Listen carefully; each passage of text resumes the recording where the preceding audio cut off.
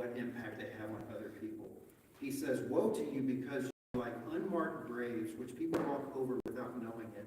Now, on first glance, at least for us, an unmarked grave is typically a reference of someone who was an unknown, maybe a Jane Doe or a John Doe. And we just pass by life and not even know that there was a grave. It could be in a cemetery and you see that there's a blank space, but it's just an unmarked grave. There's no recognition of that. What Jesus is saying, however, in this context is that you are walking around lifeless, thinking you're alive. And what is the concern in Judaism with regard to death? The dead person is an unclean person. And essentially, when people walk past you without knowing they are becoming unclean, they are becoming unclean because of your internal uncleanness. Those are harsh words. Those are strong words. He's saying these to people who should have known better, who claim to have a relationship with God. Whoa! When you walk by, when someone walks by you, they are unbeknowingly, is that word unknowing? They are, without knowing, they are becoming unclean because you emanate uncleanness. That could take a number of ways. It could be through just the way you live your life, the contradiction of saying one thing and living out another. People know that you're a believer, but the way you live seems to suggest that, well, it may not matter, and now they take on that action and attitude. What is Jesus saying here to these people? When it's all said and done, and these are just three of many woes that Jesus will give to the Pharisees along the way. He says in the end, it's like you weren't even there, but you are making other people unclean. They walk by you without even knowing.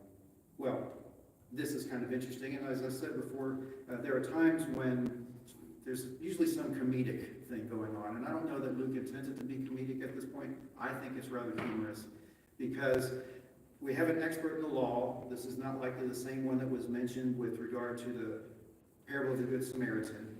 Luke just tells us one of the experts in the law was there. So we have the Pharisee in the home with Jesus and an expert in the law. We have just a group of people. He probably should have just been quiet at this point, but what does he say? One of the experts in the law answered him, "Teacher, when you say these things, you insult us also."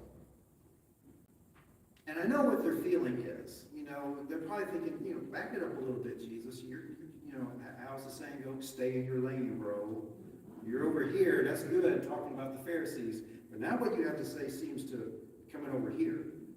It's kind of interesting that they kind of identify with the woes that the Pharisees received. Oh, wait a minute, we kind of do that too. He's talking about us. So I guess he's thinking he's going to let Jesus cool off a little bit. That just revs Jesus up a little bit more. Because he goes on and says this, the woe to the teacher of the law. Woe one is you weigh people down, but you don't lift them up. He says, it's interesting, when the expert in the law speaks to him, just imagine this visually. Jesus is talking, the expert in the law over here speaks, and he just looks at him and goes, and you, experts in the law.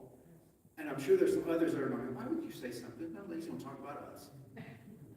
You should just be quiet. But here he goes.